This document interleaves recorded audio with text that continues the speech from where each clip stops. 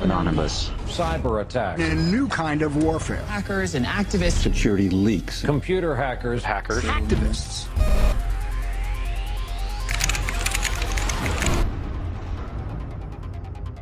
Anonymous has struck again with a warning.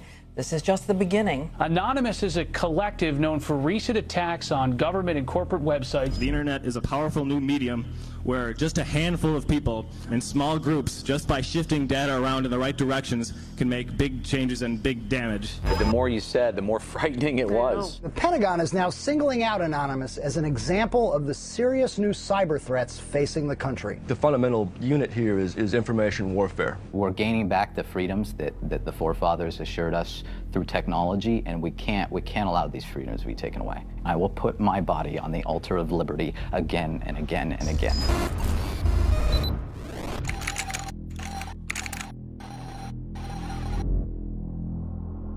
Information is the weapon, and information properly understood and properly used in an honest way is more effective than anything else in the world.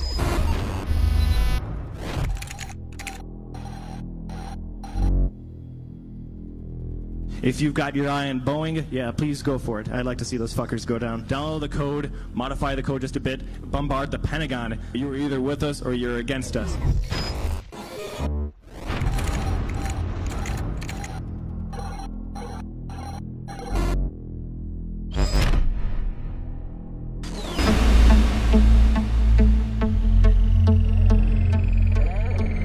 You have 15 minutes available for this call. Hello? Andrew? Are you there?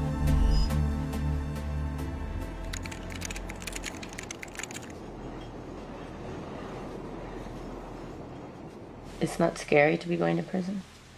No, I never was scared to be going to prison. There's all these cool people, and I'm learning all these cool things, and you know, I'm making lifelong future friends, and you know, it's future business partners, certainly.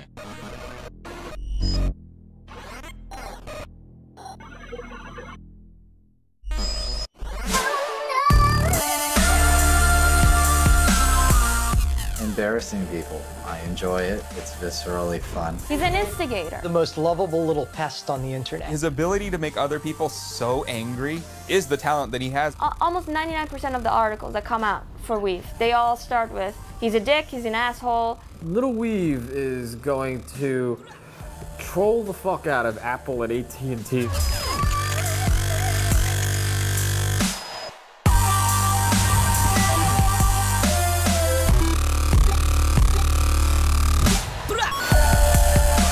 How do I plan on keeping my cornbread safe in prison? I will stab a nigger that dares reach across my plate.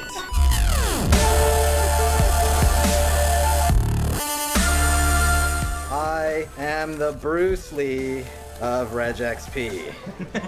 I didn't get caught. I put my name on what I did. I'm not here to play nice with AT&T. I'm here to comment and criticize. There was a URL on an AT&T web server with a number at the end. And if you had added one to this number, like you could have typed it in the iPad web browser over and over again, you would see the next iPad 3G user email address.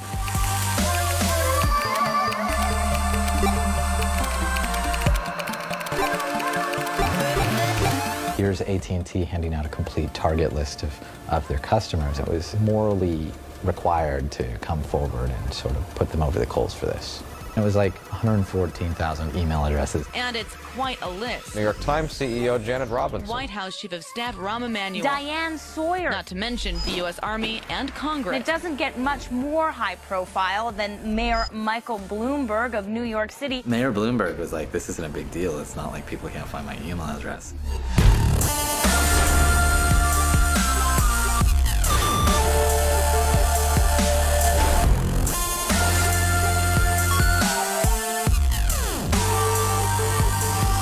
I'm aggregating public data and using it to criticize people whose politics I dislike. The FBI is combing through people's emails, grossly violating their constitutional rights. I think I have moral superiority here.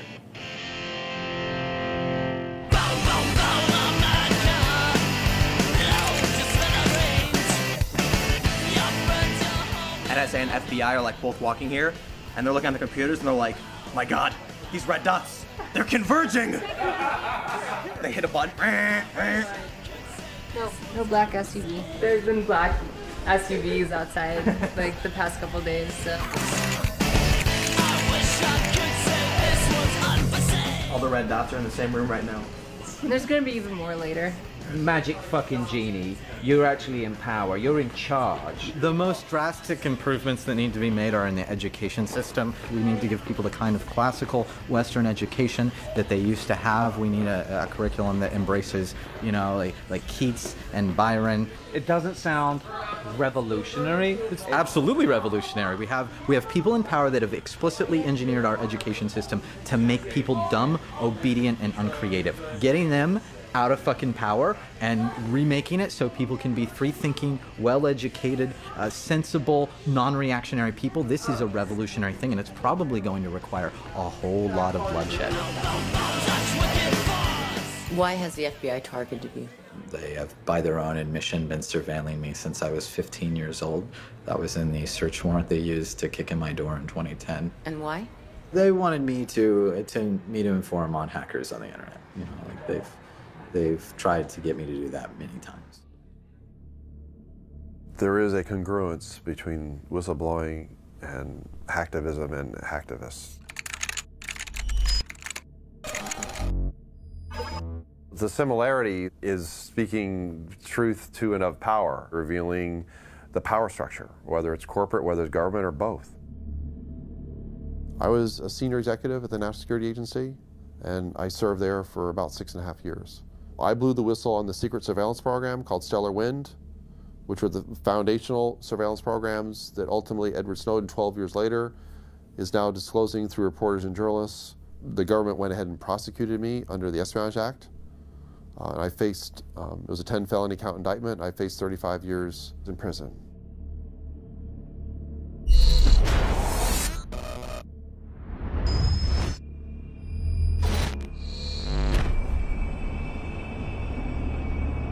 Hackers are important in the sense that they have the capacity to expose the secret or the inner workings of the state, which is why they are terrified of hackers and they are going after them with phenomenal vengeance.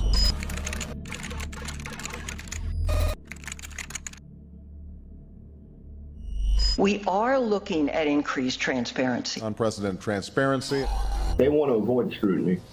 So our response, our best weapon, is to bring scrutiny to them.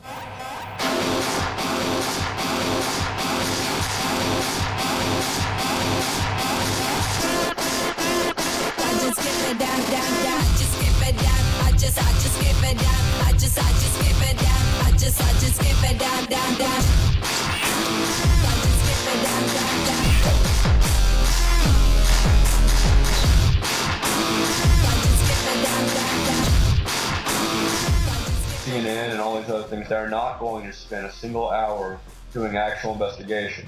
He called the former head of the NSA at home, like, on a weekly basis for a couple months, trying to get him to talk to him. Barrett was speaking in that language of real adversarial journalism, that the purpose of journalism is not to please those in power, but to report the truth, even when it makes those in power uncomfortable or reflects poorly on them.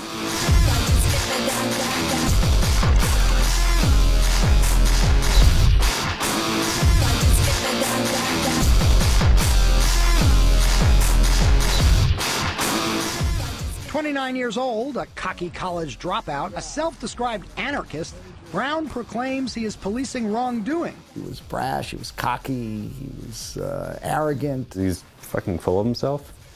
He's awfully narcissistic. He held court, so to speak, from his bathtub. Fucking around on Tiny Chat. Focus, but you can't take away our focus. We're growing up in middle of a digital ruckus. You can say fuck us, I am putting on the stoppers.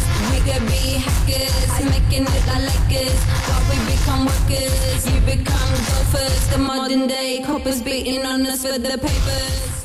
The take of NBC Brass was, Barrett was not a very appealing character.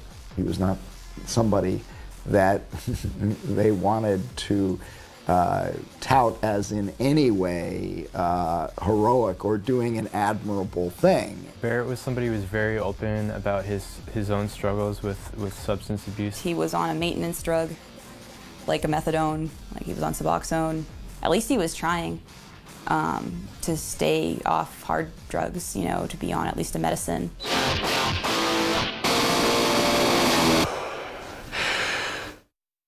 Who are the members of Anonymous? Who are they? They're everyone. I mean, you'd be amazed. There's obviously a lot of people who are hackers or just work in IT. They work for major corporations in some cases.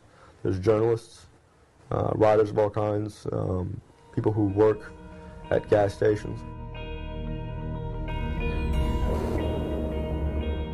What is Anonymous? It's basically the power of an absolutely massive group of people coming together. Anonymous are your brothers and sisters, your sons and daughters, your parents and your friends. Anonymous is you. Somos Anonymous. Somos Legión. ونحن نتسامح مع جرائمكم. We were involved in Operation Tunisia, Operation Libya, Operation Algeria, and Operation Egypt. Anonymous cannot and will not stand idly while people are being denied their basic rights and human liberties. Understand that something is horribly wrong with this world.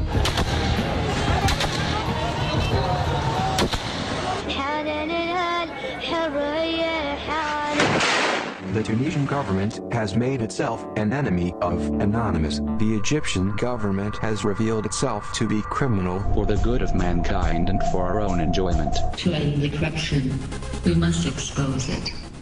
If you are working for a corrupt company, leak the data. If you are working for a corrupt government, leak the documents. Think for yourself. Question authority. Join us in this battle for freedom of information worldwide. Remember, we are you. Anonymous is you. And you are anonymous. You are fighting for yourself, the web, and for the next step in evolution. It's a very interesting relationship Barrett has with Anonymous. Barrett's anonymous. He's their spokesperson. Barrett's not anonymous. He's not their spokesperson. Is Barrett really anonymous because he doesn't hack and he doesn't really have computer skills? Well, does he have a Guy Fawkes mask? He was fulfilling a very valuable and important function, which was to give Anonymous the legitimacy it needed. He was the person who was willing to go on record. It's an open brand, like anyone can sort of label what they're doing anonymous. If you're doing something that people don't approve of, then Anonymous will turn in on itself and sort of like eliminate that, you know, like whatever it is that doesn't kind of fit in with the truth-seeking, justice-seeking ideology. Are you not worried that even an informal involvement with Anonymous is going to end up with you targeted, with you potentially going to jail for this? I mean, in Texas and indictments, it's like a Texas bar mitzvah. I got friends who've been died, they've gone to prison. I mean, you know, it happens. He was interacting with other hackers. A couple times he wanted to make the point that he was not a hacker, that he was of the community. Anonymous members try to hack into people's personal accounts and attempt to post personal information. We haven't tried to hack into anybody's personal, like a military person's personal account. And if we did, we wouldn't fucking go around bragging about it beforehand. We would wait until we were done. This article is also poorly written, and I object to that. He wasn't able to just kind of do anything cleanly without people giving him a hard time about it. My actual title is Cobra Commander. So that's something that needs to be acknowledged, I think, further. I also go by faggot now. They use that non-pejorative fag.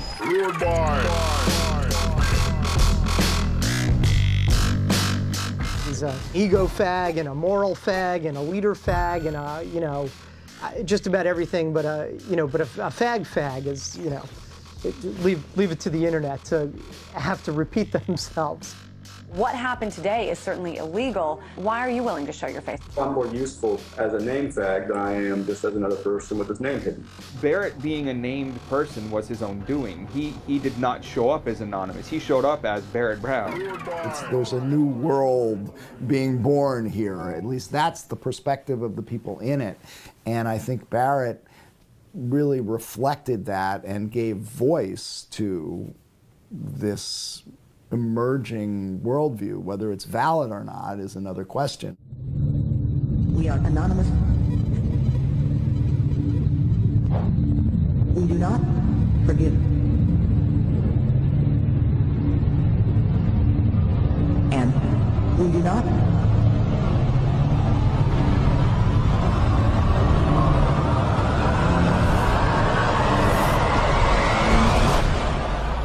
forget. I'm the de facto leader of a movement, screaming hack the planet back in 99. Activism in its prime. Sabu spoke about things in terms of this being a movement for revolution, and everybody was his comrade or his brother. He had kind of built himself up within Anonymous and had this reputation of like, doesn't give a fuck freedom fighter. There's de facto leadership, de facto organizers. Someone had to have the idea and start bringing people in. So for a little while, they're going to listen to this guy. They're going to say, what are we doing here? Why are we doing it? There are two types of hackers. There's a ghost hacker who constantly changes his identity so nobody knows who he is or even how to really get a hold of him. And then there are people with permanent fixed identities. Subversive. Fuck the feds. Fuck the government's obsession with controlling the people, and fuck our lack of privacy. Sabu had a permanent identity. He made it pretty clear what his philosophy, his politics were. I find him to be incredibly annoying. He uses words like, "What's up, niggy?" and he's a very to me, I'm annoyed by everything that he says. I don't like his terms and the way he talks. He was the king of the hacking world, doing it like a sir, in fact. Friends around the globe, we are lowest security. Oh, that's unexpected. LulzSec came from Anonymous, and they enjoyed what each other did. Laughing out loud at security, LulzSec. Yeah, y'all, that's right.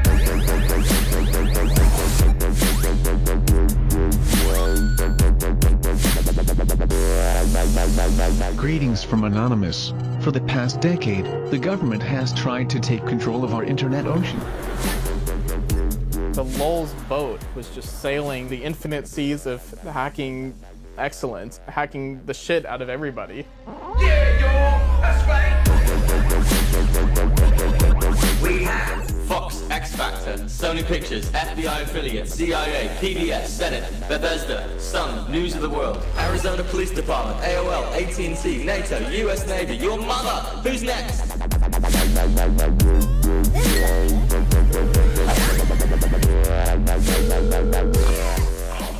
Topiary, is everything alright? Are you dead? Crossing the road, I'm not gonna Are you okay? Remember you tweeted my fucking phone number, said 512-560-262. Here's the leader of LulzSec. Call him now. You put it on the fucking LulzSec Twitter. Barrett Brown is the leader of LulzSec. Give him a call now. I got 200 calls. I might have been a bit inebriated. Hurry up. Get the sign. Do you have it? They say you can have. Oh my god. Oh my god, he did it. Oh my god. Oh my, you did it, man. No, I'm watching it. I'm standing here watching it. You did it. It's working. It's totally working. I was working in a cubicle, I'd be like, oh, what are those LulzSec guys doing today? You know those God hates fags, morons that protest soldiers' funerals and stomp on American flags because they got a problem with gay people? God hates fags. What part of that don't you understand, girl? I don't fucking understand why God hates fags. Because he can. You can sometimes take over the websites themselves, put messages up as we did today with Westboro. That's unexpected. If you check downloads.westboro Baptist Church right now, you'll see a nice message from Anonymous. The hacks got bigger and bigger and bigger. Pull up the screen and they're like, Tango down, CIA.gov for the lulz. Very well, sir. I'm like, oh shit. What a hacktivist can do and does do all the time is embarrass the power elite in a way that, boots on the ground can't. So you can go and sit in front of a building You can circle the Pentagon. That doesn't really embarrass anyone. If you hack the website of the CIA, you've embarrassed the power structure of the nation state. You've embarrassed the Pentagon. You've embarrassed the United States of America. You've embarrassed it by puncturing the illusion of their power. You made us look bad. You taunted us. We don't take too kindly to that. You embarrassed me.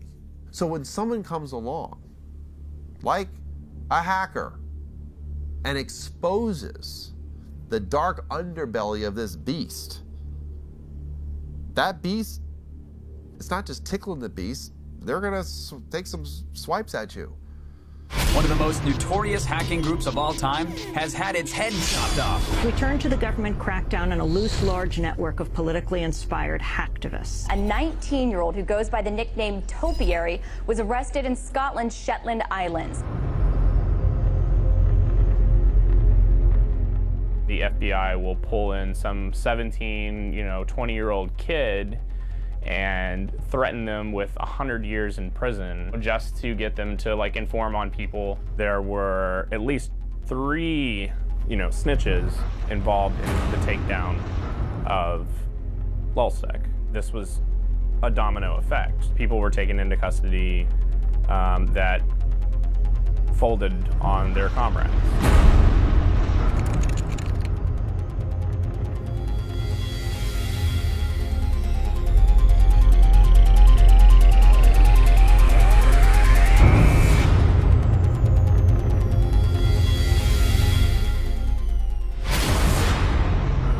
Want to speak to me? Want to join the fight? Go to Wall Street and protest. On September 17th, 2011, Sabu comes back on Twitter from his month-long absence, and he's like, "Rise up, my fellas." The next thing I know is 18 chat rooms are linked together, and everybody's working in this Occupy Wall Street chant, and holy shit, all right, so let's get to work. They took your honor. They took your freedom. They tried to take your courage. Now we know we cannot be stopped. I grew up in a normal family. I'm from Arkansas. I'm a high school dropout. There's nothing particularly special about me. And there's nothing particularly special about any of us. But together we can form a movement. I am the 99%.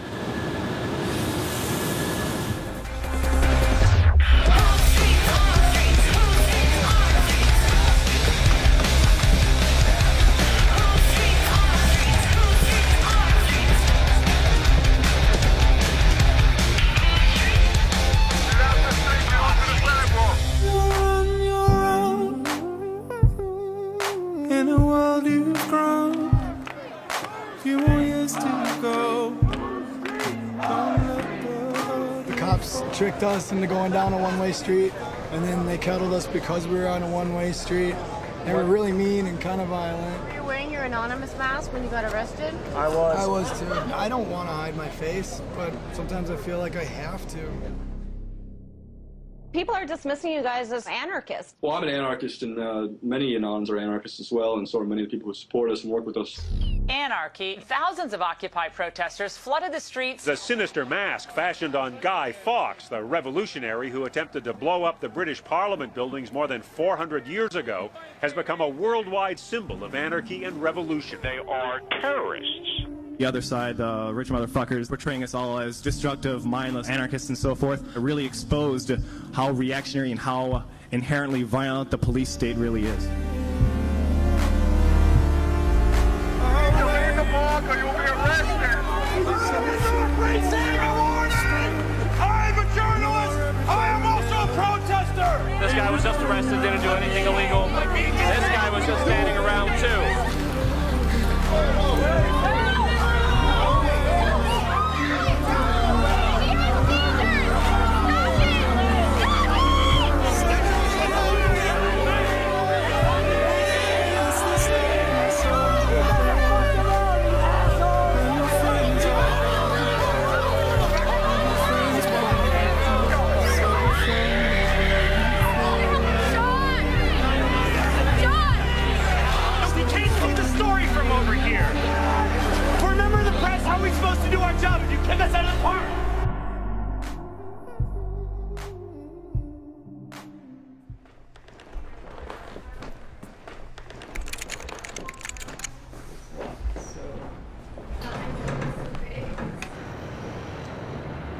The Jews fooled the Germans because they got to Germany and they're very like serious, rigid people, and the Germans were like, oh, they're just like us. And so they got this great success in Germany.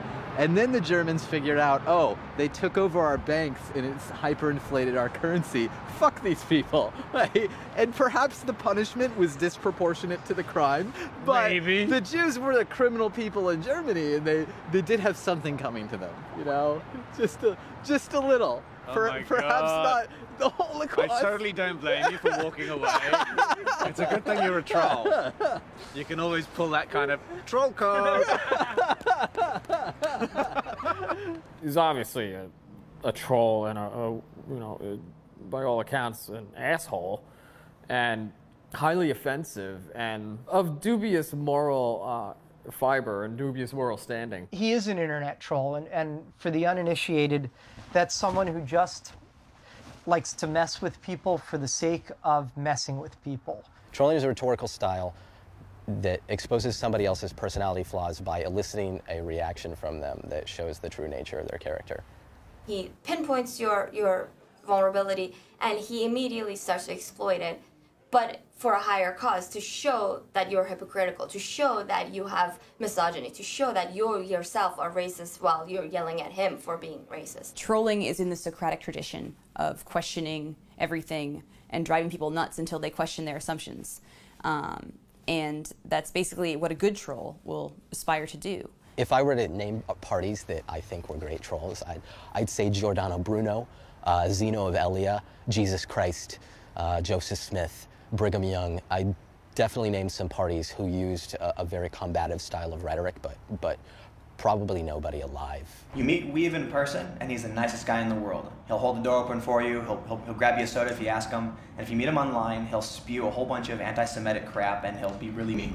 I'd like to think of trolling as a way of expressing working class discontent. I recall recently that Gina Reinhart called the working class people of Australia lazy and without self-control. Trolling is the right of said people to respond by telling her to perhaps stop eating and get on a treadmill. You say that trolling is about creating something that expresses the true nature of the character.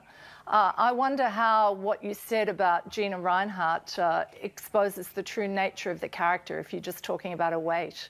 When she has inherited wealth from her father, a bunch of mines, and she runs around calling the people that pull the minerals out of the ground for her lazy and stupid, and it's disgusting. It's a level of decadence and gluttony that I think speaks not only through her weight, but her general demeanor. She's a loudmouth, obnoxious idiot. I'm not a bigot, except by the original definition of bigot, in that I air my opinion very loudly without the concern for others' fucking cries of help about, oh, he's saying something that we don't like to hear. That's actually the initial definition of bigot before it was associated with a racist, somebody who loudly airs their opinion. And it says something stark now, that bigot is a pejorative term. There's a quote from Voltaire. It says, to find out who rules you, find the people you may not criticize. Why do we all have to agree with each other? That's what freedom is about. It's, I can call you a disgusting kike, and we can still live in the fucking same society. He actually is trying to shove this down everyone's throat.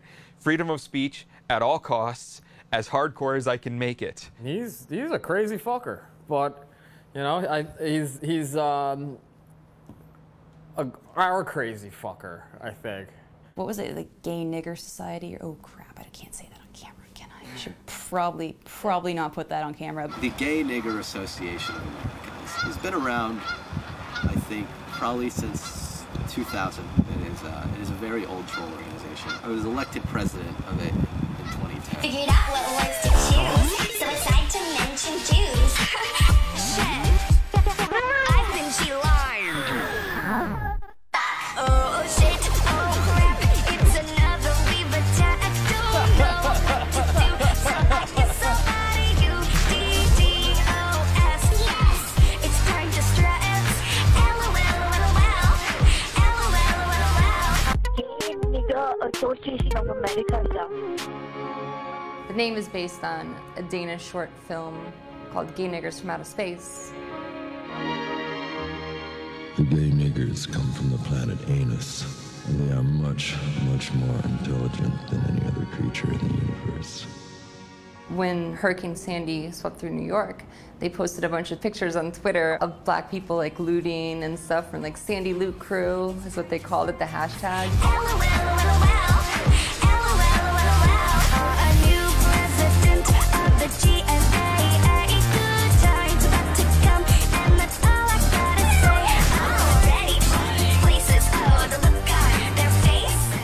Tons of media outlets picked it up.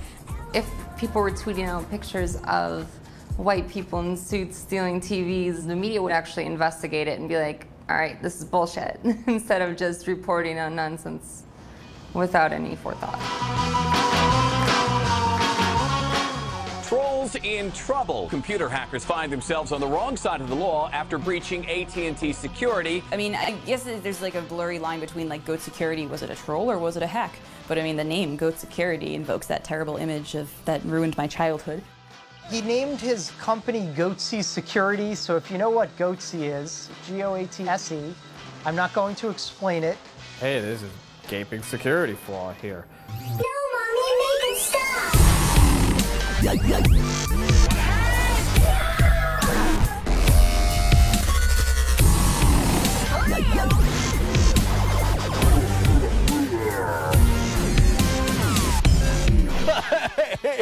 Goatsy Security, who are these guys? And they're Googling Goatsy, and they're getting the Goatsy picture. They're called Goatsy Security. Is that am I pronouncing that correctly? Yeah, that's right. We're analyzing coverage from Bloomberg, Goatsy, The Register, and Forbes. Goatsy Security would expose the gaping security holes in your systems. A corporation like AT&T and Apple, you know, the only way you can really get to them was literally to send it to the media and make a gaping asshole mockery of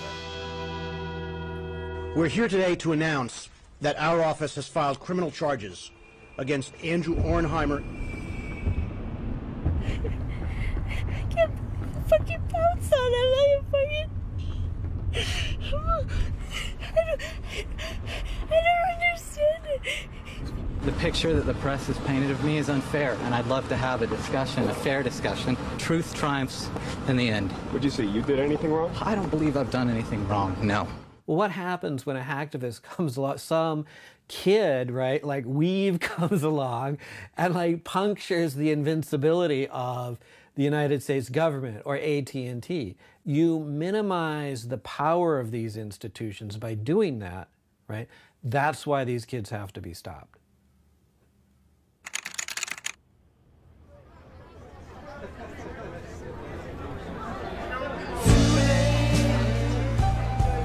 My time has come. Sent shivers down my spine. Body's aching all the time. Goodbye, everybody. I've got to go. Gotta leave you all behind and face the truth. Mama.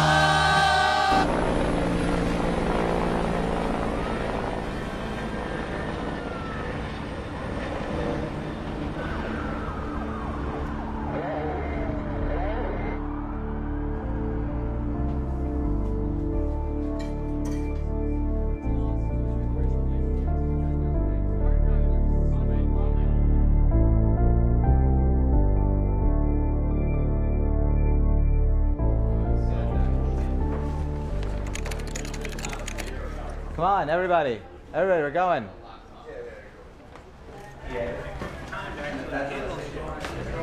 Can you whistle the Ode to Joy?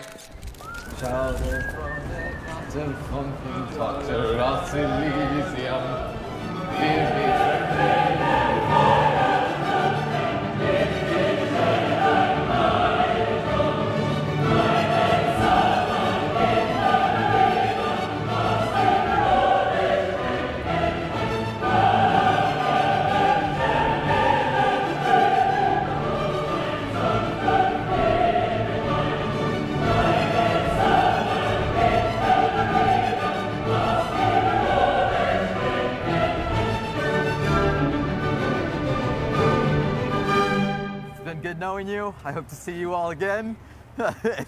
If not, Right me shit and keep causing trouble.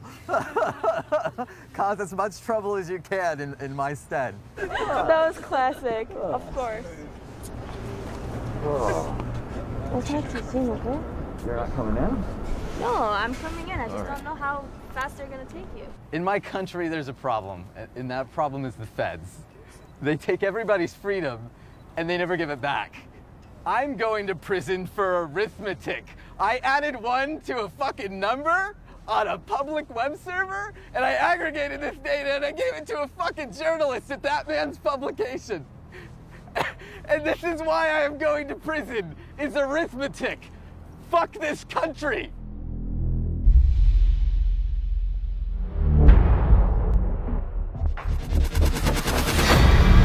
America's priorities are our priorities. We are developing solutions that prevent cyber threats from becoming cyber attacks. Because at Northrop Grumman, values are what enable us to perform at the very highest levels. Because we know that what we do affects the security of our nation and other nations around the globe. Northrop Grumman. CACI. Lockheed Martin. Booz Allen Hamilton. Abraxas. Palantir. Stratfor, leader in global intelligence. A lot of these companies recruit very much from the CIA and from the military intelligence and that kind of thing. That's very, very common for board members in particular to be either ex-generals, ex-CIA, ex-NSA in some cases. Even people who are paying close attention to it, like me, had never really focused on those players before until Barrett started doing the journalism that he was doing. There's always been contractors. We had contractors during the American Revolution. Let's be real in terms of history. We've never had what were defined as inherently governmental functions, including the centerpiece functions of the intelligence system, the most secret being turned over for profit to corporations. If you have that kind of control because of the accesses you're granted and the government giving you the deep state intelligence, the deep state data, guess what? You get to serve the state. You get to justify its continuing existence. You're going to color the world with the mentality of the state, which is the world's a dangerous place. There's lots of threats out there. It's a target-rich environment. These are people that are in this to enrich themselves, right? They're people in the government and they're the people in this business. And they don't care that it's not helping anyone. These are not patriots. These are people that maybe have military backgrounds. They might think of themselves as patriots, but they are not patriots. We can meet and surpass shareholders' expectations. Branch into adjacent markets and pursue billions of dollars in unconstrained growth opportunities. They're invested in the security theater. Hundreds of billions of dollars have been spent on national security, ostensibly to protect us. I can actually say it's actually in the trillions, the total amount of money. I would argue it's the largest redistribution of wealth in the history of the United States. Wars are not meant to be won, they're meant to be continuous. And if you want to hold a continuous war, whether in real life or on the internet, then you need an enemy that can't be destroyed. And Anonymous is impervious to really being destroyed because it's decentralized, it's everywhere, and it doesn't even have to exist. I mean, they could just say it exists, and then it would. And it's sort of just like terrorism. Terrorists are everywhere. Terrorists, your neighbor may be a terrorist. So, you know, we have to remain vigilant, you know, and that's the same thing that's basically happening online. Right now I've got Barrett Brown, founder of Project PM and one of our cyber experts. Barrett Brown joins us now to break it all down. So is this an official declaration of war against Booz Allen Hamilton and possibly other contractors? Yeah, we just got around to declaring that war just now. I still collaborate with some anonymous participants within my own group, Project PM, acquiring more information and bringing attention to what's called the intelligence contracting industry.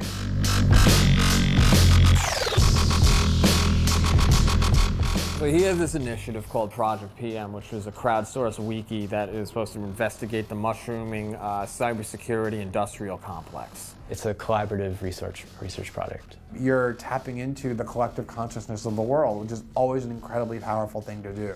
That is going to be the future model of journalism. The collusion in part with press, mainstream press, was we're just going to sort of look the other way.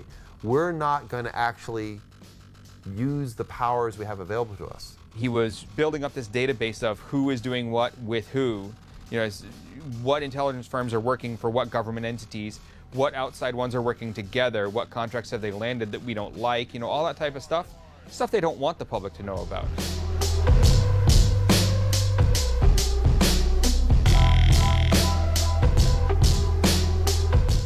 There were these hacks going on. We're expecting these data dumps. Shit's about to start getting crazy, if you know what I mean.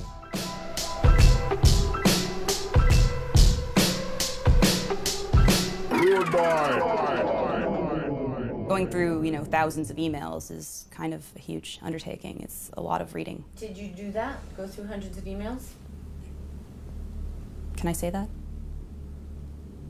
These people were contributing to what they believed was a journalistic project. They were contributing anonymously, they thought, to help the cause of journalism. Obviously, Barrett was onto something. Otherwise, there wouldn't have been this type of reaction. 41 months, 3 years, supervised release, 1 drug test within 15 days, computer monitoring, mental health evaluation, $73,000 restitution to U.S. Treasury to be given to AT&T. He reached for his phone, he reached for something, they fucking tackled him, handcuffed him, took him out for like 15 minutes. He came back, not just in like handcuffs, but like with the thing around his waist, like the big chain, laughing. Like, it's seriously like walking around the courtroom, just going like that. I gave him the thumbs up. You guys fucking see this?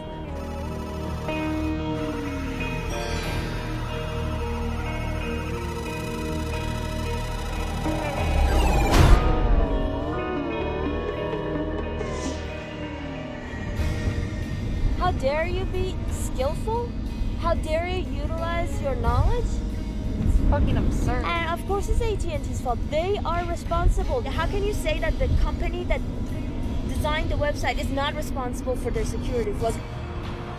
So the federal prosecutor said during Weave's trial that just because he has a special skill, he shouldn't have power over other people. That's how they view it, you know. And it's not incorrect to say that people who understand computers have you know, power. It's just I don't think the answer is coming down on our prodigies and our geniuses. I'll put it this way: there was a time when you hacked a company and the company hired you. Now it's you hack a company and they come and they, you know, beat the shit out of you.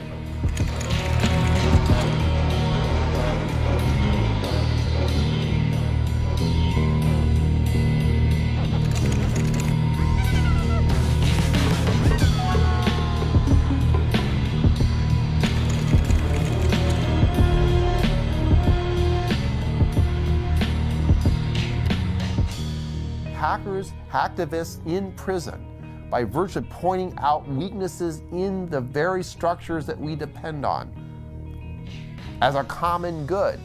But we weaken the common good for what? We're turning on ourselves.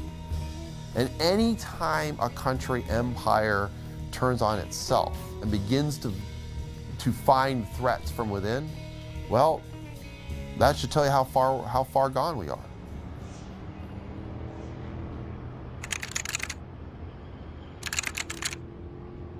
Howdy, Internet. My internet blogging must have pissed somebody off. They have cut off my fucking TrueLinks access because, of course, we live in a country with a childishly authoritarian government that can't handle anybody saying anything mean about it on the internet. And I miss you. I really do. There's so many of you that I can't. Hopefully I see you in a couple of years. I wish I could call each and every one of you. I'm still in prison. I've been denied access to both sunlight and food. I can't tweet via the normal means any longer, but I will still read everybody's responses. It'll be snail mailed to me. Fucking barbarism. Keep up the good fight and you know, make trouble while I'm gone. You guys gotta carry the internet ruin torch, I suppose. Oh God, Weave. That was one of his better communiques. I was outside grabbing a cab and I get a call from an unavailable number, and it's like, do you want to accept this toll-free call from Andrew from federal prison? And I was like, oh God, it's Weave. I could barely make out what he was saying, but he's like, set up an asterisk box so I can upload things to SoundCloud. I'm just like, okay, whatever.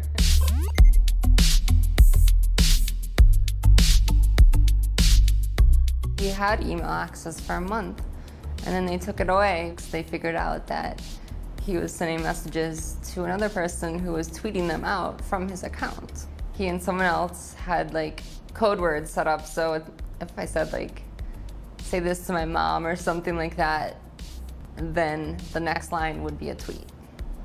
They were trying to shut him down, and we found a way to subvert it.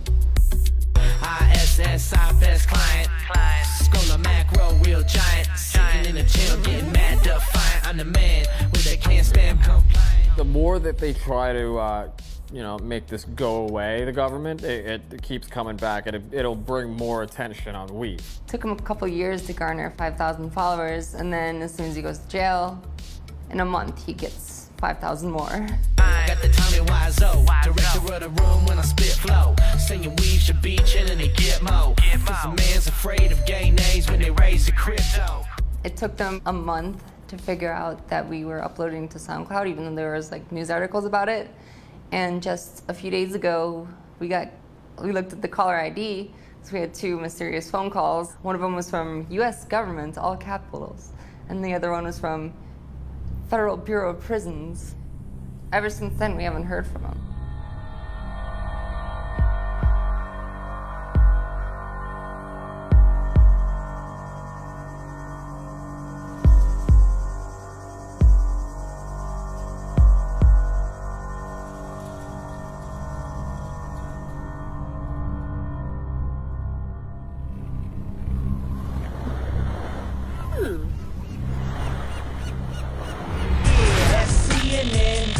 The interview, send a prison message to the nickname Sabu. On IRC, man, reconvening in some 99 both that shit down, screaming.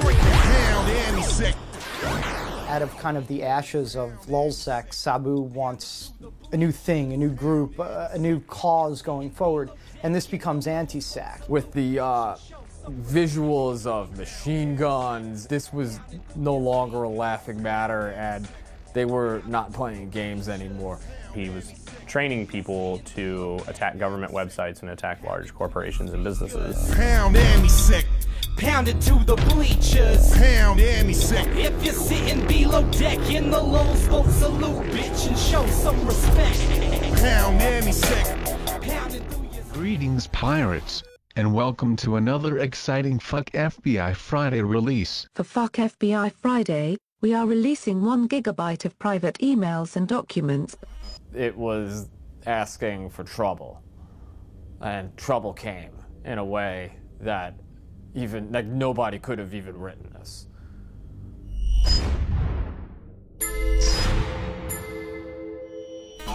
Anti-sec culminated in Christmas of 2011 with the Stratfor hack. I remember like being with my family around Christmas, like glued to my computer, like looking over, trying to interact with my family, right, at the same time as, you know, the Stratfor stuff's going on. And I guess there's that glee that happens, right? The glee that happens whenever, like, oh, this happened, this big hack. Some people are just hanging out, you know, because it's like, you know, I'm a devotee to train wrecks. And other people are, like, seeking out knowledge.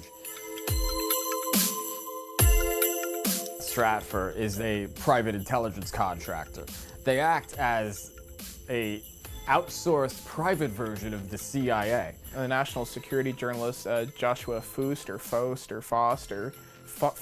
maybe, he said that Stratfor is no different than a private investigator, but PIs don't have the sort of clientele that Stratfor had. Hunt Oil, National Oilwell Varco, Emerson Electric, Dell Computers, Northrop Grumman, Lockheed Martin, Department of Homeland Security, Defense Intelligence Agency, U.S. Marines, and they don't have the sort of informants that Stratfor has. Israeli Prime Minister Benjamin Netanyahu, Mexican diplomat Fernando de la Mora Salcedo, DEA pilot and sometimes supervisor William F. Dion, giving them information off of JWIC's top secret classified computer network. So that's not the PI that you would hire to see if your spouse is cheating on you. That's Stratfor.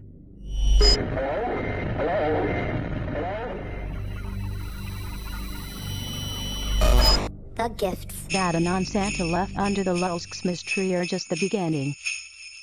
Cyber thieves made off with the personal details of hundreds of thousands of subscribers. They woke up to find that they'd given an unexpected Christmas present of $50,000 between them to numerous high-profile charities. Here comes Santa, here comes Santa. Expect us. Here comes Santa Claus. Here comes Santa. Julian, will you dance with me? It's not about the money. We want the world to dance.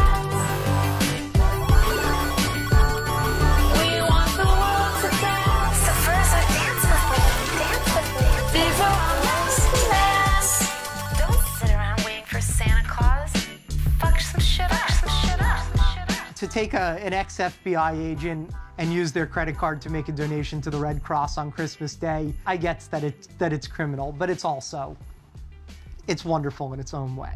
The Stratfor hack, it's claimed, also contains email conversations between Stratfor employees and officials in government. Every week, a company or an agency, is this going to get worse? I think so. People broke into something and wow, criminals.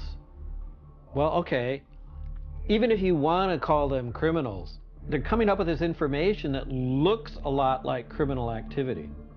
The day that WikiLeaks published the global intelligence files, which is what it calls the Stratfor leak, The Atlantic wrote an article titled, "Stratfor is a joke and so is WikiLeaks for taking it seriously." And that was the very day of the leak, so surely they didn't read the 5 million emails that I've spent more than a year researching.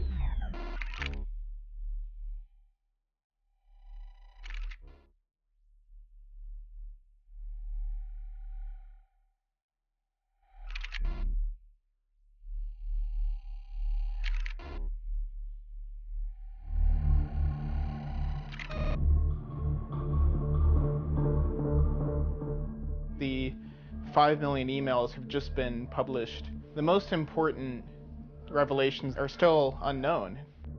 The information involved got to us because several young people sacrificed to get it to us. They went out and took it. It's me. It wasn't me. Send me some backup.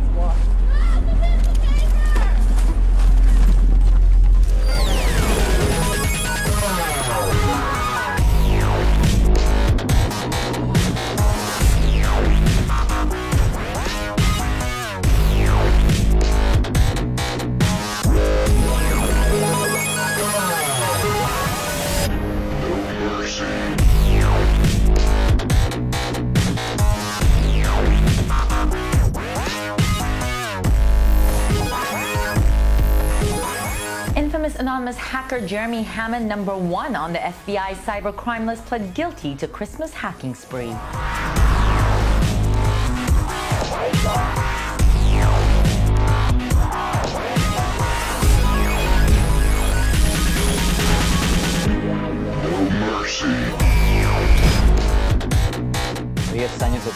Jeremy Hammond. ആധുനിക രൂപമായിരുന്നു Jeremy Hammond. Jeremy Hammond qui fait face à lui. Known as the electronic Robin Hood, Jeremy Hammond. Computer hacker Jeremy Hammond has been sentenced to 10 years in prison.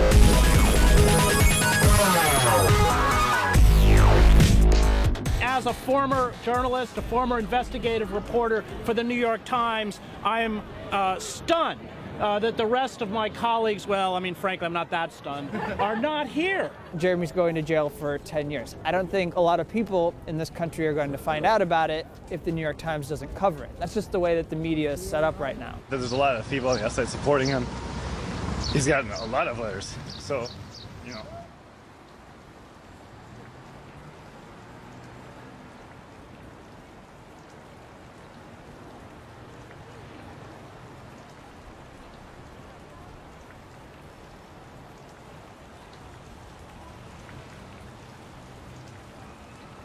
Hammond's actions are acts of civil disobedience,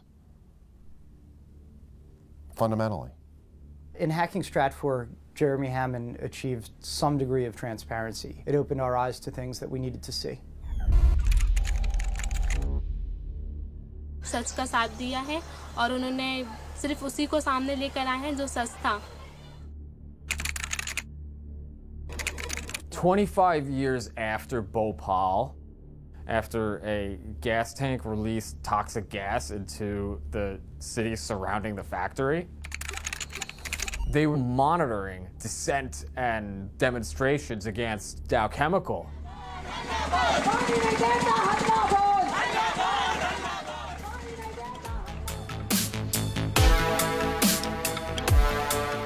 Data wants to be free is the hacker credo. The real questions we need to be asking is, when this data is, shared with people, who is it benefiting and who is it hurting? Jeremy's apartment, is just books scattered about the floor, books on the shelves. What could be more dangerous than books? The internet. Which is really just one giant book about all of us being written in real time.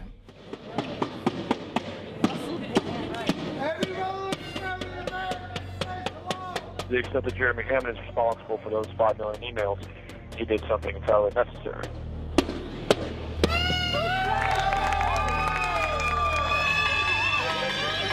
Stop projecting this. If the U.S. was a country that was actually governed in accordance with the rule of law, then I would be the first to oppose any crime against any company, including hacking. But the fact of the matter is that this is not a country governed by the rule of law. We love you! We love you! We all love you, Jeremy! We all love you! We all love you! Jeremy, flash your light! Jeremy! Yeah! Jeremy, flash your light! Your mom is here! Your mom is here! She loves you! She loves you! And I'm proud of you too, boy!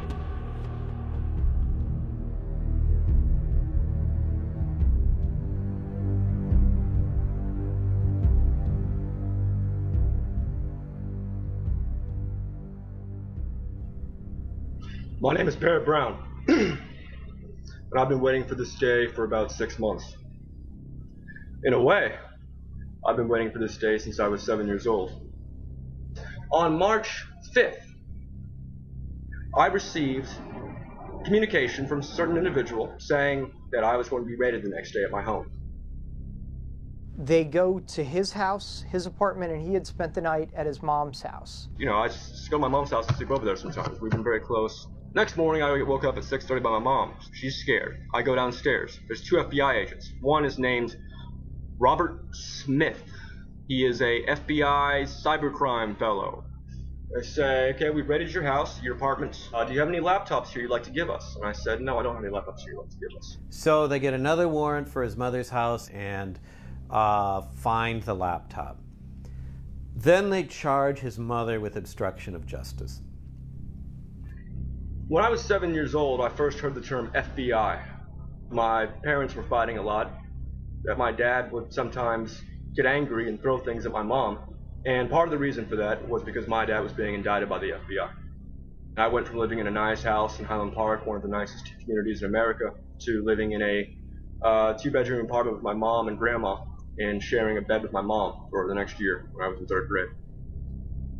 They'd gone after his father and bankrupted his father, and his father was eventually found innocent and apologized to by the court. So basically, the FBI ruined his family. When I was in the backyard, and I remember I heard the Mexican FBI agent bring the other one back in and said, oh yeah, the bad guy's back here. It was that day I realized I'm a bad guy. You know what, I had no idea beforehand. And even now I still have trouble really sort of internalizing that. But if the FBI says it, it must be true, and from now on I am a bad guy. It's kind of like a quad, and everybody in the apartment complex can hear this man ranting against the FBI on the balcony. And I'm getting a little bit concerned, but I also want him to have his, because he's very brown. He says crazy stuff. In the evening, we sit in the tiny chat, just joking around. I'm not wearing a shirt. People like us who are totally fat can do that. Oh, there she is. Hi, I'm sitting back there.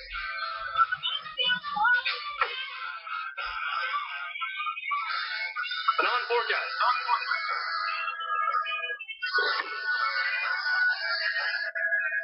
Hey, can you tell me if you're a gift or not?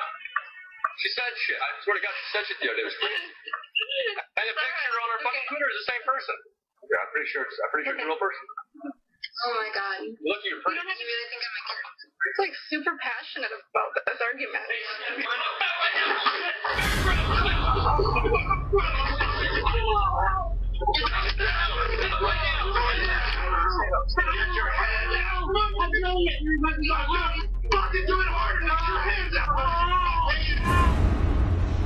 Oh, is Barrett getting fucking raided by the FBI? Holy shit!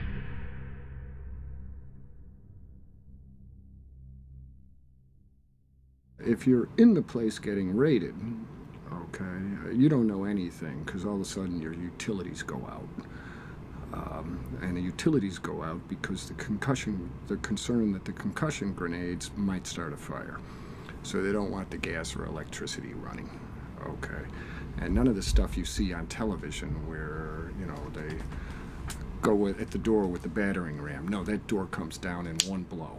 Okay, and you're down on the floor, okay, with one of these macho jerks pointing an assault rifle at your head, swearing at you and telling you to freeze or he's gonna blow your fucking brains out.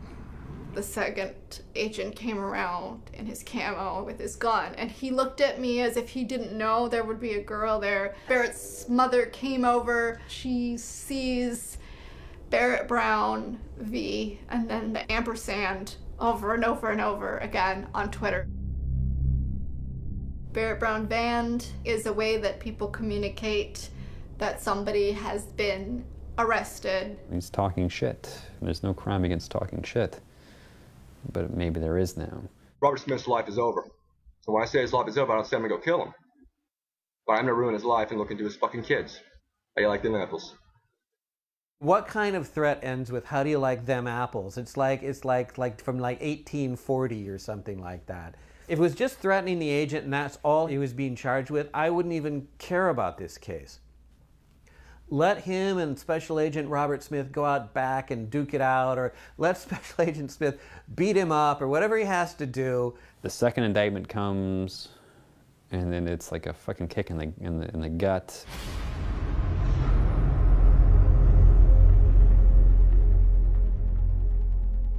All these guys are doing are trying to, you know, put the fear in him, trying to pressure him to, you know, flip. Barrett's such a stubborn asshole that he's never going to flip. Their claim is that he took a link, copied it. It's journalistically important to get the client list.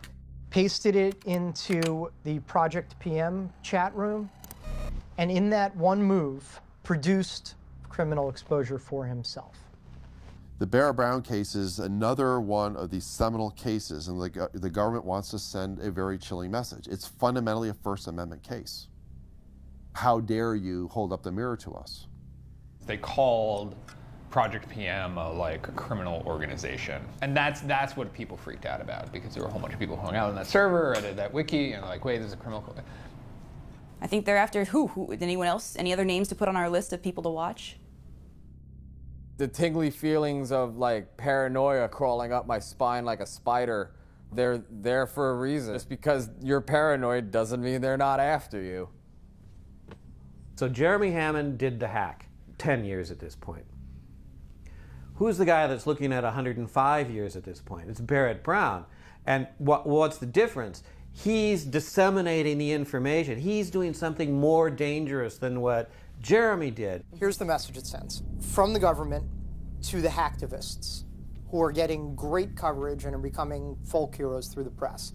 Don't talk to the press, because we're going to get their computers and we're going to get their sources and we're going to get you through that.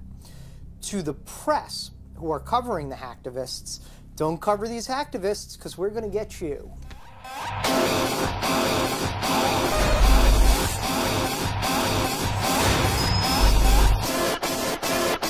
Just get me down, down, down. Just get me down, down, down.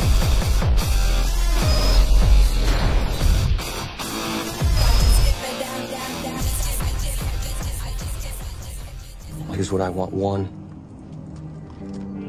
I'm no longer your bitch. 2, All of my charges are dropped. 3, all of Barrett Brown's charges are dropped. That's up to the U.S. Attorney. Figure it out.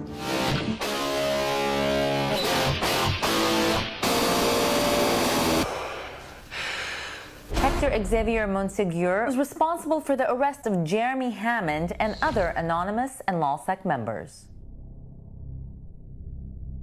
Sources say he began cooperating with the FBI. I'm the de facto leader of a movement, screaming hack the planet back in 99. Activism in its prime, global hell had the dot mill.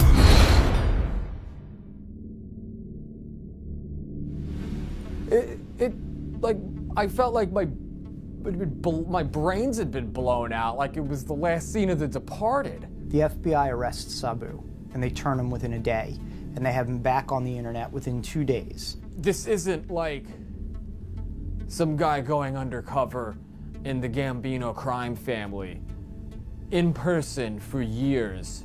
None of us had ever met him before. He was just this guy we knew from the internet. He talks the talk so forcefully with that kind of New York personality. You know, we are doing the right thing for the people. We are building this anew from the ground up. We are taking down the ugly, evil, capitalist, imperial machinery, and we are building it back up with our own hands, my brother, he says.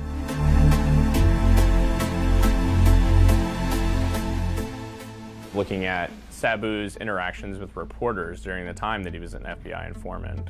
Sabu could have easily just told the reporter, like, no, I don't want to talk to you, go away. But that's not what he did. He engaged in like an hour-and-a-half long conversation and then screen capped it and handed that information over to the FBI. That's not a free press. The government has journalists under surveillance. Do you think the government's targeting you? I hope not. I hope I'm not. Shit. Everybody's paranoia is just through the fucking roof.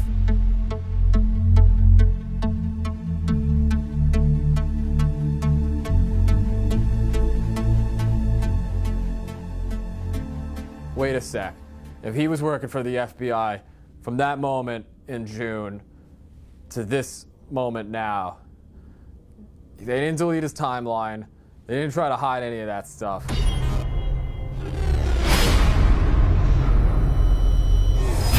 CNN, you want the interview, send a print message to the nickname Sabu.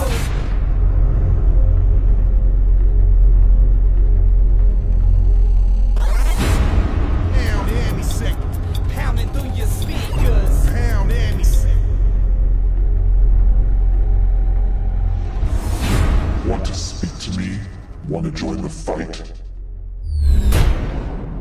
Go to Wall Street and protest.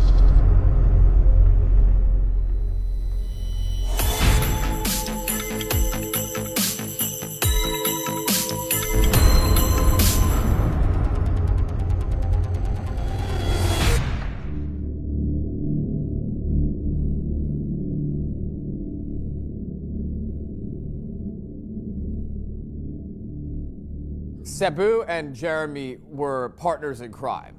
They were the digital Bonnie and Clyde, if you will. Except one of them is working for the FBI the whole time. The FBI is operating in sort of a new theater, which is online. The government likes to use these hyperbolic terms referring to cyber warfare, cyber weapons.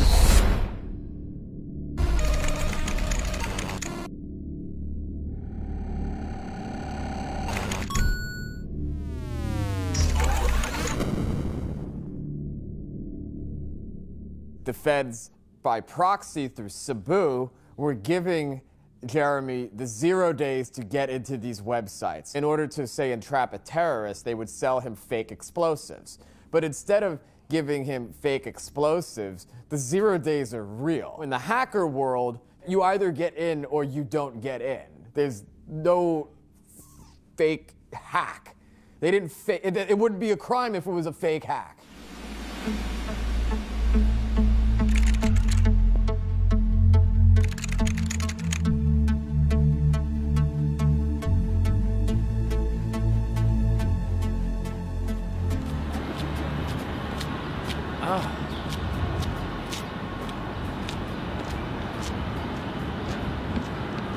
That's the only way I could describe it, dude. She filleted him. The amount of cooperation was truly extraordinary. And it was just amazing. She just kept saying it over and over. It was truly extraordinary, and you know, and I gotta say too, I don't know what I would have done in his position. I really don't. Although, you know, you have to walk a mile in his shoes to understand it. There's a lot of people that are gonna be mad though. The amount of truly extraordinary cooperation that he gave. This was the first time anybody had ever seen him, at least publicly. Like, this was real. This was finally coming to a close. And he was facing the guidelines between 21 and 26 years.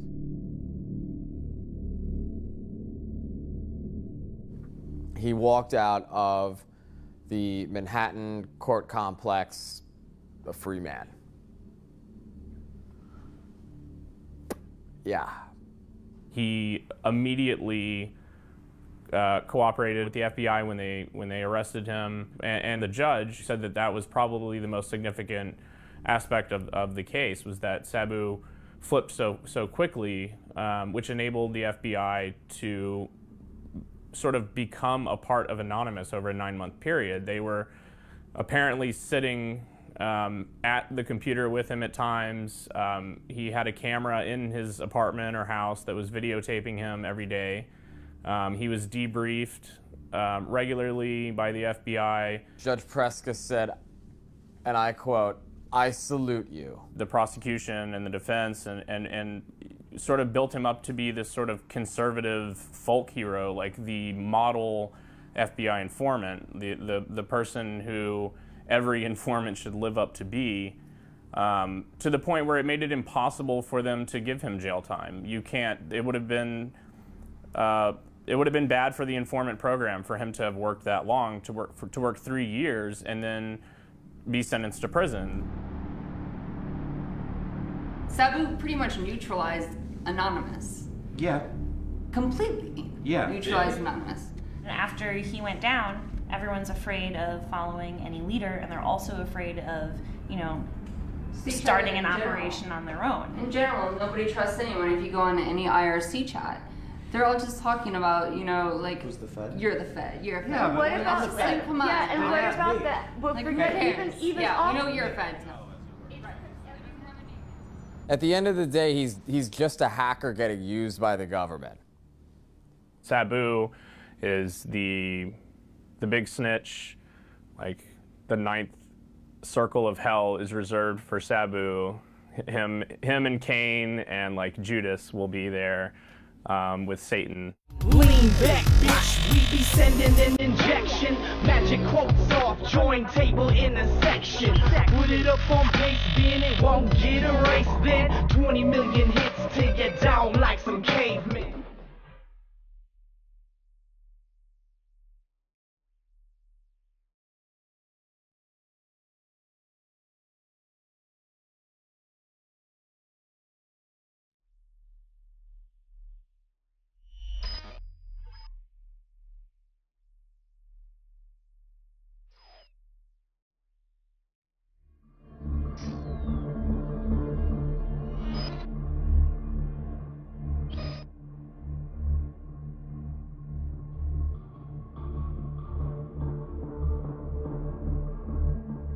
There's been an unfortunate deficit in what people have read and what people have written about an issue that is of extraordinary importance. Trapwire.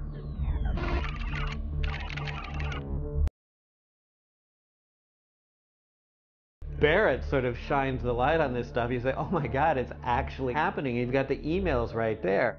He stumbles across this. Stumbles across it, starts talking about it. Trapwire manages to take lots and lots of data from the closed circuit cameras that are found in large urban areas and makes the information more actionable and functional. Trapwire is software that can match surveillance data taken from multiple closed circuit cameras from across the country. Video feeds are fed into a centralized system that analyzes them for patterns of suspicious behavior. To understand trapwire, you have to understand sort of the larger context, because trapwire is a critical piece of the surveillance apparatus. This is actually doing very large swath, persistent surveillance. In 2007, trapwire cost about $1.7 million to operate in Los Angeles County. What we know about how it functions is largely gleaned from those emails. Trapwire has been deployed in Seattle, in Los Angeles, in DC.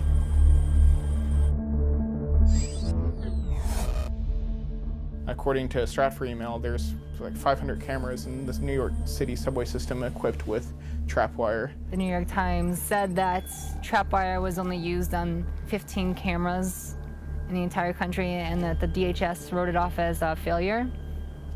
That's a complete lie.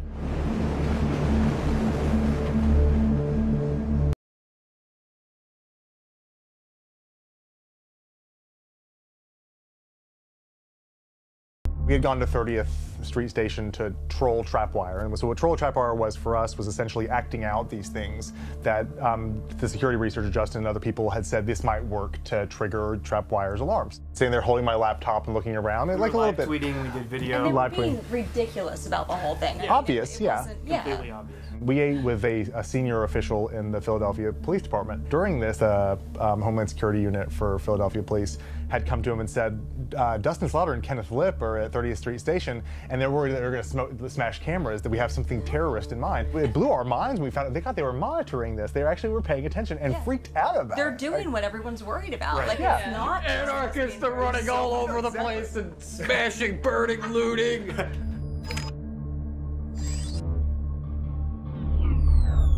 Coverage of trapwire in the U.S. The whole story was smothered in its crib by the New York Times. It's an open secret that the mainstream media has special access to the halls of power. There was a phrase I used to hear at NSA. We're going to tell them what we want them to hear, not what they need to know. What we want them to hear. That's pure manipulation. That is PSYOP, info-op. You're saying because you can, you're controlling the narrative. Hail victory! Go, go, go, go, go, go, go, go, go.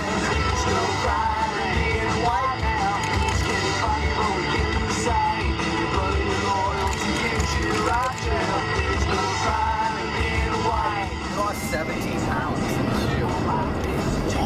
Yeah, dude. I was in a hunger strike cell, and they were taking my blood to make sure that I wasn't starving to death, you know? I was on hunger strike because they refused to give me my books and my magazines and my newspapers and my mail.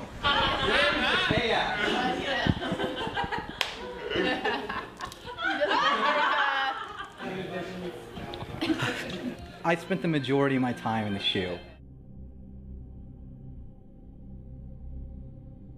They were like, if you continue, we're gonna force feed you. And I'm like, well, you're gonna force feed me. Hey, I ain't backing down, you know? The infamous computer hacker known by his alias Weave is a free man after more than a year behind bars. An appeals court has now overturned his conviction. Every bit of an operation, they can't copy, so they hating. So I'm keeping my methods close to the chest. I rock the knock on speed dial, case I got a social internal contacts at 8 and take more. Oh no, my aim designed off, checking to see if it's suspended or if it got reset and appended to the essence. I TXT, the enemy is holding.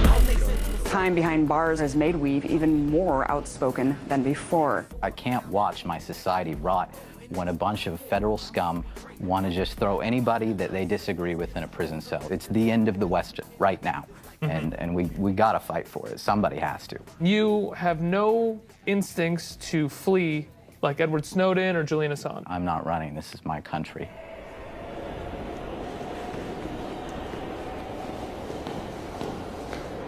Ladies and gentlemen. So this case is at every step of the way, from the The initial criminal complaint to my time in prison has always been about my speech, and they've wanted to silence me.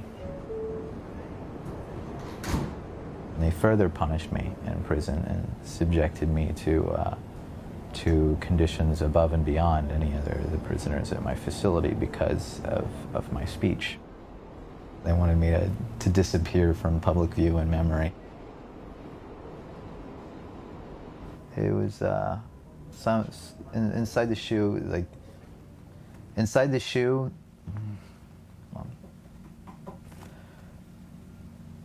Oh, there's an author, Alexander Solzhenitsyn.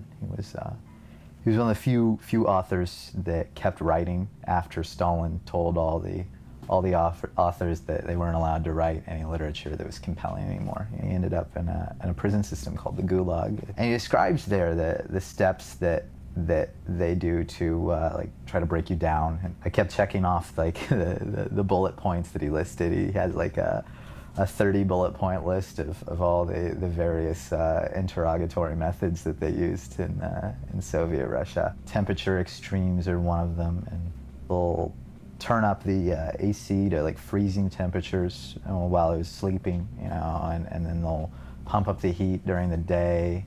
So, and like they come and I couldn't sleep because they would bang on the door every once in a while, and they'll shine the flashlight in your eyes, you know, and keep waking you up at night. They'll put you on a bunk and you can't even sit up, and there's a light like right next to your head, and it's pretty terrible, no doubt about it. It's pretty terrible.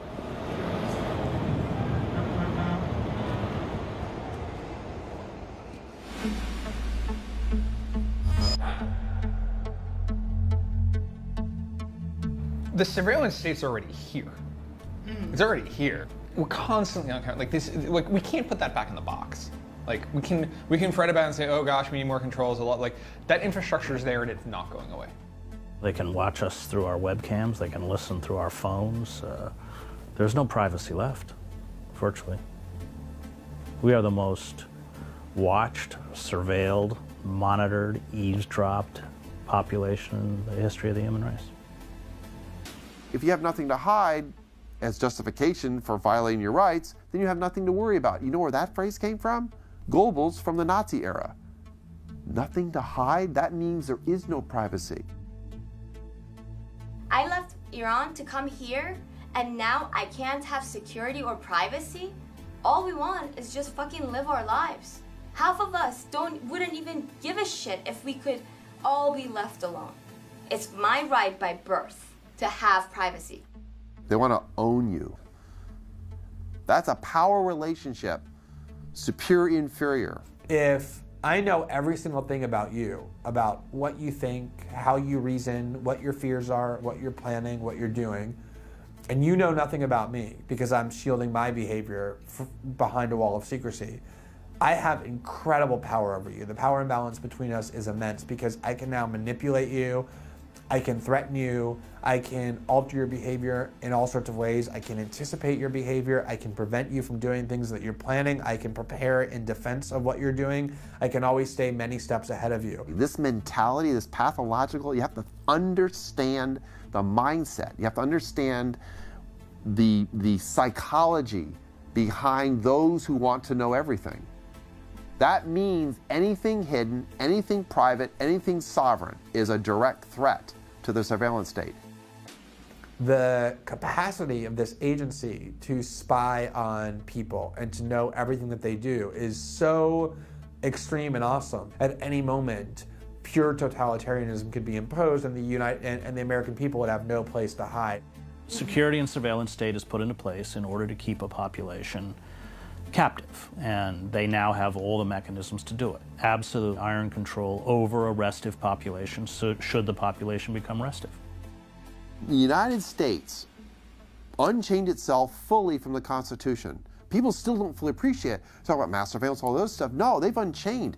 This is an alien form of government. It's completely anathema to democracy. It's completely anathema. But obviously the government's not going to come out and say, hey, guess what? We're under national emergency conditions.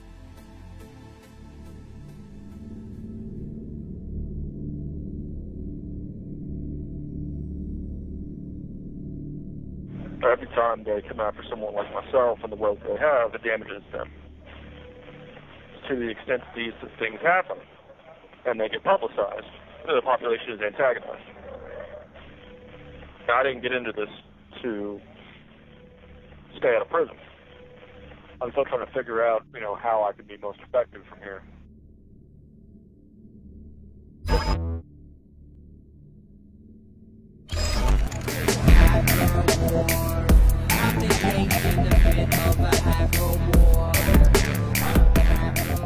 I'm going to continue hitting large companies and institutional powers. I'm not going to take no shit from nobody. Fuck them if they can't take a joke.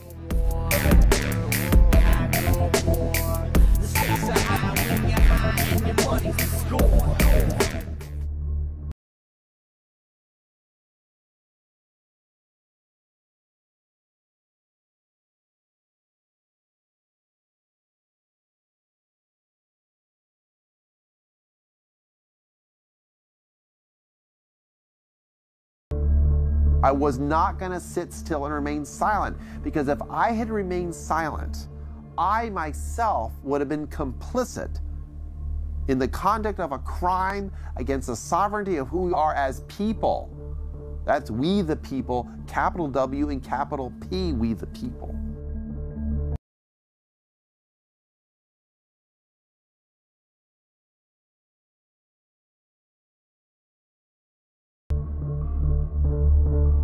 You can just sign off. Right. Like, you don't have to be a victim of trolling. Like, you can just turn off the internet. System, every outlet, every avenue of avarice. Some mavericks of information face up with the candidates, and cameras are there to document the struggle live in person. Take a peek behind the curtain. Situations worse than anything the casuals and NPCs could dream of. 'Cause this team of brilliant bastards go on tearing the whole scene up. Journalists and media don't buy what they are feeding you, depleting you of truth because Sabu got off. Judge Preska and the attorneys and the defenders got on their knees and filleted him. That's like a lot more sex than I remember going on in the courtroom. Don't limit your activism to just the mere world of computers. Take it to the streets. We need more foot soldiers in the streets to fuck up shit. deep into the void.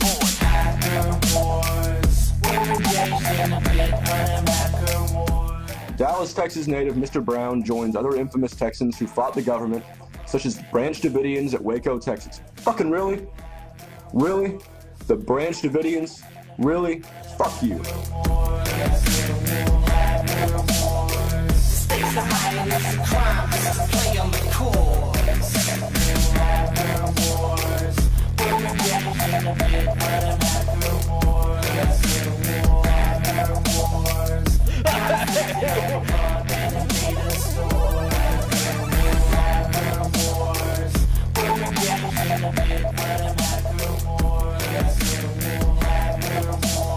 Stakes are high and it's a crime. Play on the core. I just wanna buy it. We just wanna ride it. Gas in the air. Police states here. Nah, don't be scared. Say it. I just wanna buy it. We need to act for change. On every single front of oppression, there's more we have to rage. Or at least I'm gonna live today. No second of my casket lays now. 6 feet and everyone is even ending in a half. To wait. Hand when I do pass, that's more fuel to the vibe they can't contain. 'Cause chances are that I'll get locked or they'll assassinate me. But that's why we are here to fucking clash and rage against the machine that plans to take our grand displays in the stand of waits. And if we do not make a fucking stand today, there will be no tomorrow. So don't act today, 'cause the whole globe could easily be a massive rave. And somehow we need to activate the other captive states to go and agitate to get them mad and say it's about time we go and crack the safe. And you can call me crazy, well I am insane, but you should blame a combo mix of that's the rain and the aspartame and the fashion page. But I plan to shine and you can even best and rage to join the shit and realize I just wanna buy it. I just wanna buy it. we just wanna ride it. Gas in the air. The police states here. Killing my buzz with all this politics. Yo, how the fucking Philippo retained his faith in the system? This euphemistic when the slave camps are labeled as prisons, and when the information that's given is tainted and twisted by the heartless that try to target educated decisions like marksmen. So when raising arms arms, fists, and picket signs to match and fight for human rights. We carry lanterns with a mic attached. Focus groups began with advertising, then it got involved within the dollar spent on politics. Is that surprising? Your campaign is a fucking commercial, I'm not fooled. You've got strings attached to your back and that's not cool. These monsters have murdered the landscape. They're stabbing her repeatedly to proceed to blow her top off. A damn shame. The recipe is seasoned, but I swear you motherfuckers shouldn't grab a plate. Although it's harder to swallow, I would rather taste. The truth is to raw as food. Pursue effective revolution. There is no need to procrastinate. I just wanna riot. I just wanna riot. We just wanna ride, tear gas in the air. Police states here. Nah, don't be scared, say it. I just wanna riot.